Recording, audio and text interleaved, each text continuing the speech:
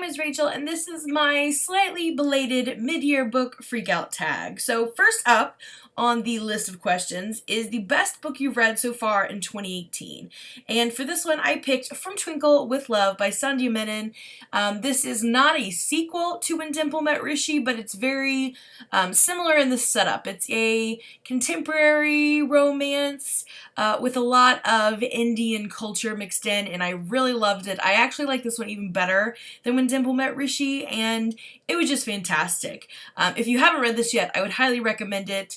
It is following a teenage girl who hopes to become a famous female movie director, and a lot of the story, maybe even all of it, but at least several times throughout the book, she is explaining her story through letters that she's writing to her idols, other female film directors. And I just, even though there were some things I would change about this one, it did seem a little bit overly dramatic in some places, but you see, I think, character growth, and I like that because that is something that happens in real life when you're in high school and you have crushes. You know, you may make some stupid decisions, but by the end of high school, by the end of some of your life lessons, you're growing and you're making wiser decisions. And I just found all of these characters lovable.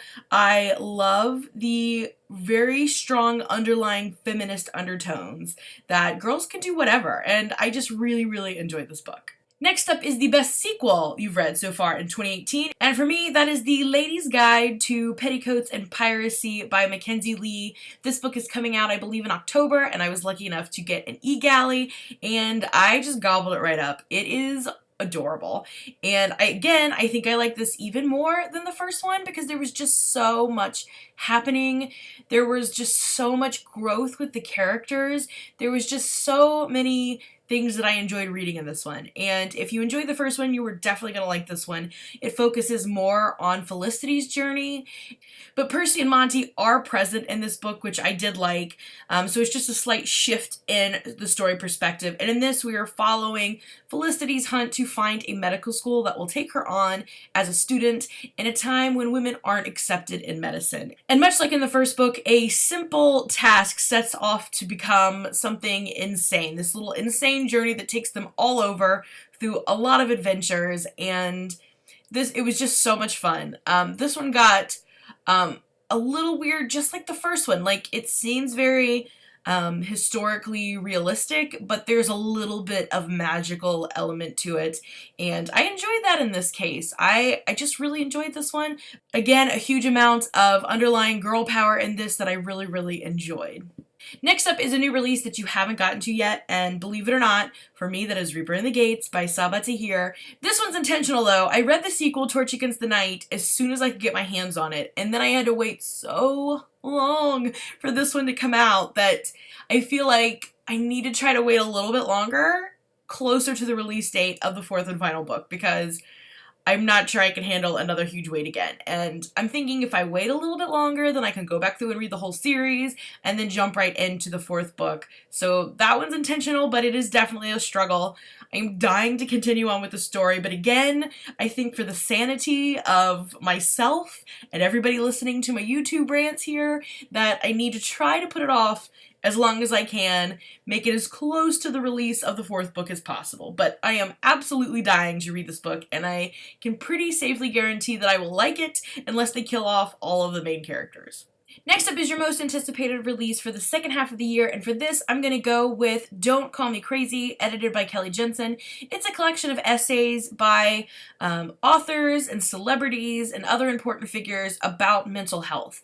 I read the first version of this, if you will, that was focused on the idea of feminism earlier this year, and I really enjoyed it, and this one I'm even more excited about. I've already started it. I was lucky enough to get an e-arc of this one as well, and I am really enjoying it so far. I think this is going to be such an important book to add to our young adult libraries, and especially in my high school, because I think it's hard to talk about mental health in a way that you want to read it in books, especially in a nonfiction format where they're just essays. But I think it also, as far as I've read so far, it's exposing you to so many other cases of mental illness. Like there's an essay in this book that talks about a girl, and I cannot remember the name of this disorder, but where they pick at like eyebrows and eyelashes and they like pull their hair out, and it's involuntary.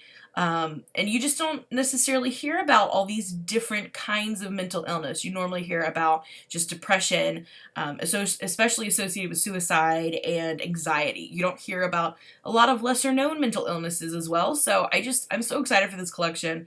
I think it's going to be super important. Next up is the biggest disappointment, and for this I have two. First up is I'll Be Gone in the Dark, and for this one, this was published posthumously. The author died before the book could be edited and fully processed. And I think that's the main thing. I think you could very much tell that there was no editing given really to this book. And I think that's always like a hard line. Like, how much of her work would you edit before you publish it, since she's not around to have a say and she's put all this work and effort into it?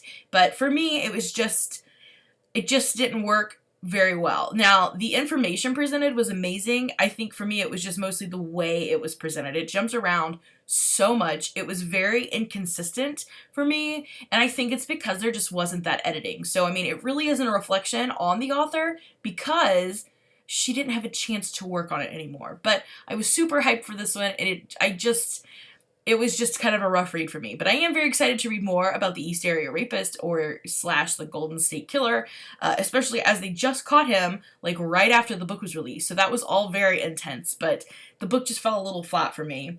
Another one was Finding Felicity. This I totally got based on the cover because it looks exactly like the show Felicity, and come to find out, it's supposed to be kind of a modern retelling of Felicity, I guess. And if you did not watch the show Felicity, you don't know what you were missing. It was like the best show of her going off to college and following this boy and really just finding herself, and that's a lot of what this book is supposed to be, but I don't know. I just didn't like it. It was a little, I don't know. It was dramatic, but not like in a good way for me, and I just didn't really connect with any of the characters. It was just disappointing. I think it was an okay read. It wasn't like a horrible book, but it just wasn't as exciting as I was hoping it would be. Next up is The Biggest Surprise, and for this I'm kind of looking at it in like the backwards way. And for me that was A Wrinkle in Time. I reread this earlier this year in anticipation of going and watching the movie, which I still haven't managed to do, but I did not like this book rereading it as an adult. I remember loving this book when I was younger, but I did not like it this time when I read it. It was just so strange, and I remember thinking, how do kids even understand what's happening? There's so much like complex, almost like a science going on here. All this world building is so involved. I don't know how I knew what was going on when I was younger. So maybe that was the magic of it, that it was so over your head when you're younger that you don't get how weird it is. But it just seemed weird, and again, not in a good way. Like, it was just so over the top in a way that distracted from the plot line. Like, I kept finding myself putting the book down like, I don't even know what I just read. So, I mean, it was pulling me out of the story, and I just did not like the book this time, which, again, was such a surprise because I remember loving this book so much. I was just totally taken aback when I read it as an adult, and I did not like it. Next up is a new favorite author from this year, and again, I have two this time. One is Caroline Kepnes. I finally got around to reading You, and it was such an interesting way to tell a story like this. It's very much like in the vein of like Dexter and The Sopranos, where you find yourself very sympathetic to the main character who is actually more or less the villain of the story. Well, in this case, is the villain of the story. And I don't know. It's just so weird. I love when people can do that, when they can make you just like flip your opinions and see something from somebody else's perspective and really sympathize with characters that you just should not be sympathizing with. And I loved it. I'm very excited to read more by her and see if I feel the same about some of her other books. And another author I'm so excited to check out more from is Justina Ireland. I read Dread Nation this year, and again, so creative. This book focuses on basically a zombie apocalypse that breaks out in the middle of the Civil War, and we're following a young black girl who had been sent away now that they are not slaves anymore, they're kind of created another way to keep black people in slavery, especially children. They send them away to these schools to learn how to fight and protect basically upper-class white people from the zombies. And this book really surprised me. It was weird, but in a good way. Like, you're just kept thinking, this is so crazy. Like, how in the world did she come up with this idea?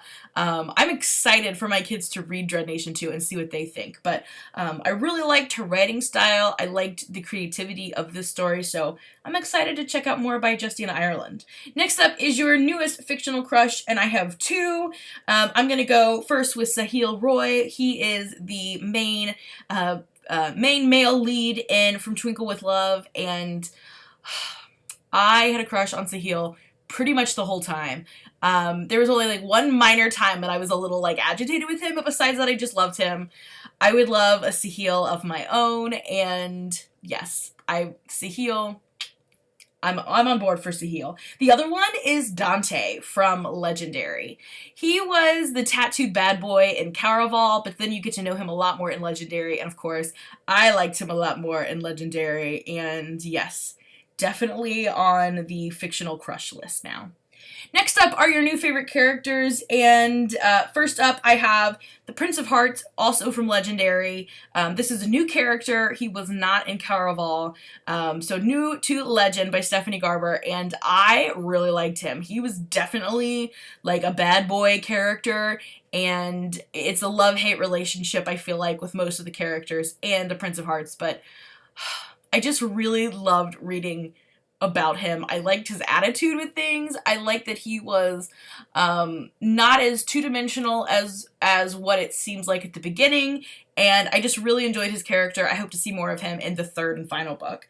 And also Monty from A Gentleman's Guide to Vice and Virtue and the sequel that comes out in October, A Lady's Guide to Petticoats and Piracy. I love his character.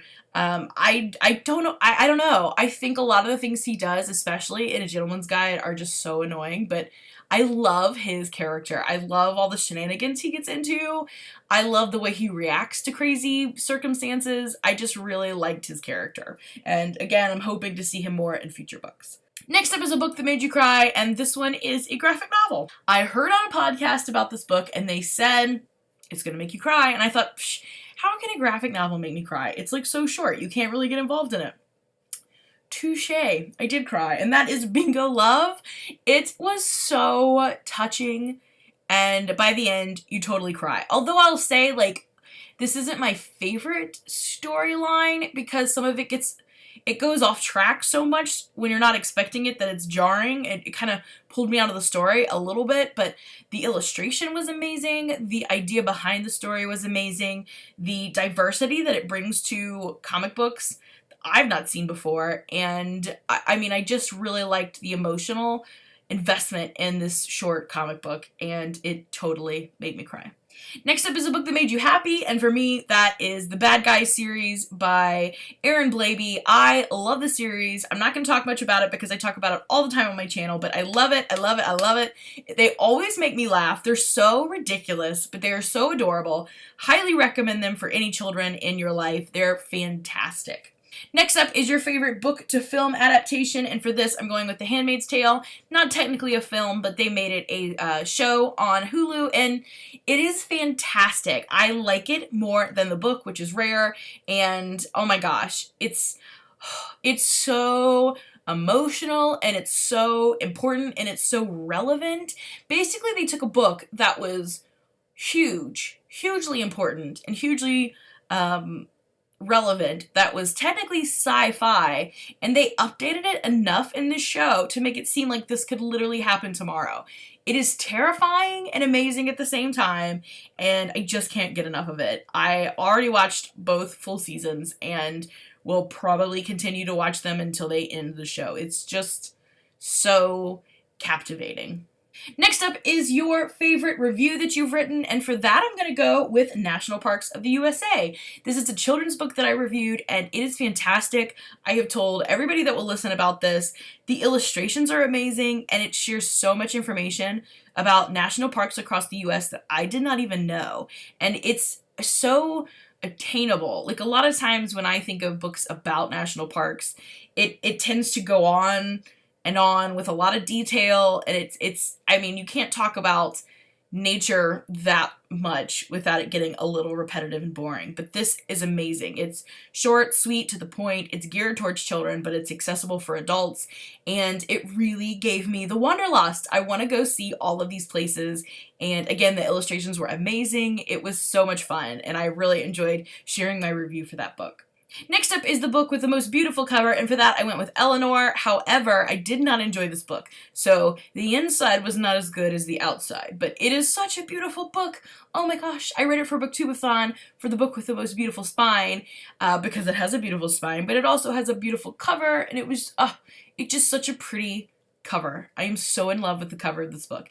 The inside's not so much. It's very strange. That not at all as I was expecting. I was expecting historical fiction. It was not.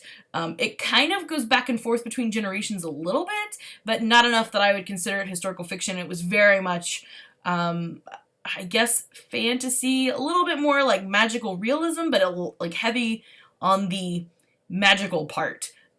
There's some time traveling involved and some weird timeline things happening, but yeah, I didn't like the story as much. But again, the cover, oh my gosh, the cover is so pretty.